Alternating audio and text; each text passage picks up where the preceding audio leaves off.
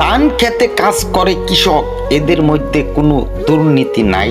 রোদে পুড়ে বৃষ্টিতে ভিজে দিন শেষে 800 টাকা করে কামাই।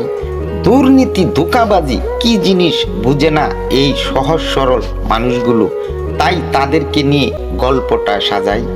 কামলা বলে অপমান অবহেলা না করে তাদেরকে যেন আমরা সহানুভূতি দেখাই। পরিবারের মানুষগুলোর মুখে হাসি ফোটাতে হয়তো ইনকামটা একটু কম, তারপরেও সংসারে মিল মহব্বতের কমতি নাই। কোটি টাকা ইনকাম করছে, আপনি খোঁজ নিয়ে দেখেন বউ করছে পরকিয়া, স্বামী অন্য কোনো নারী নিয়া, সন্তান নেশায় আছে মগ্ন। সুখে থাকার জন্য এত টাকার প্রয়োজন নেই, পরিবারের সাথে ভালো সম্পর্ক আর এরকম সৎ উপার্জন। তাই আমরা কোনো কাজকে ছোট করে দেখব না, এরাই আমাদের দেশের শ্রেষ্ঠ মানব।